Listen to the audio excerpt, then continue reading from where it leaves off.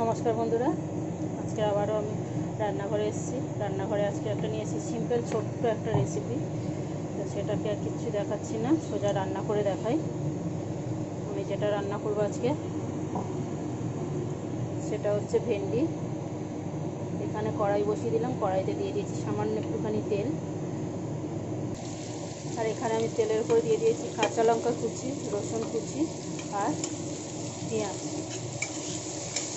আমরা তো ঢ্যাঁড়সটাকে অনেকে অনেক রকম করে ভাজা করে খাই। আজকে ভাজাটা একদম মুখরোচক, তো তার জন্য এগুলো দিয়েছি। খুব বেশি আমার এইগুলো ভাজার নেই মশলাগুলো। এখন এখানে আমি দিয়ে দিচ্ছি চিংড়ি মাছের মাথা। ছোট ছোট যে চিংড়ি মাছগুলো থাকে, সেই চিংড়ি মাছের যেগুলো পাখনা এগুলো থাকে, মানে ছোটো ছোটো যে কীগুলো থাকে সেইগুলো দিয়েছি এখানে।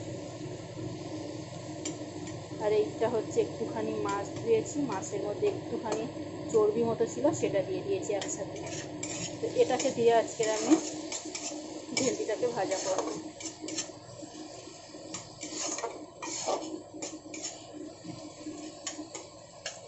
এটা খুব মুখরোচক হবে, খুব টেস্টি। এখানে চিংড়ি মাছের মাথাগুলো ভেজে নিয়েছি, দিয়ে দিচ্ছি হাফ চামচ লঙ্কার গুঁড়ো,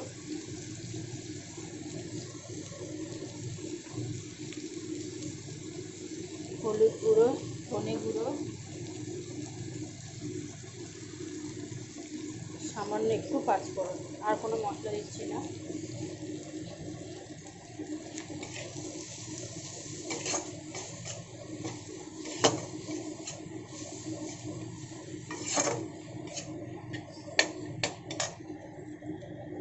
এর মধ্যে এবার ভেন্ডিগুলো কেটে দিয়ে দিলাম। ভেন্ডিগুলোকে আমি ছোট ছোট করে কেটেছি। এই যে আমি কিছুক্ষণ পরে একটুখানি ভেন্ডিটাকে মানে ভেজে নিয়ে তারপরে নুন দেবো, এক্ষুনি নুন দিচ্ছি না।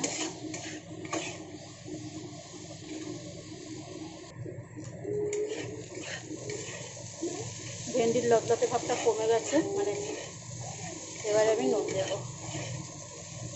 অনেকটা সেদ্ধ হয়ে গেছে, ভালোভাবে ভাজাও হয়ে গেছে।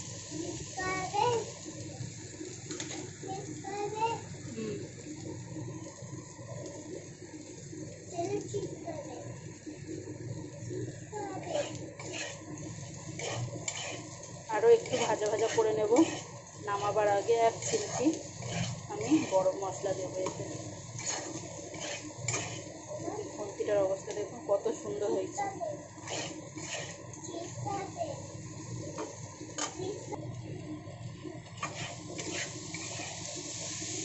এই যে দেখুন বন্ধুরা, কত সুন্দর করে ভাজা হয়েছে।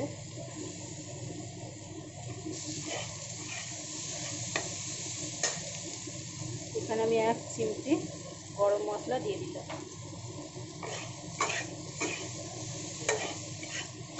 এবার এটাকে একটুখানি নাড়াচাড়া করে সুন্দর করে নামিয়ে নেব।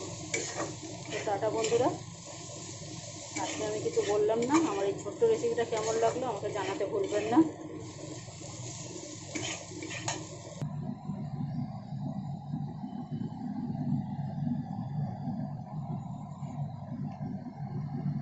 টাটা বন্ধুরা।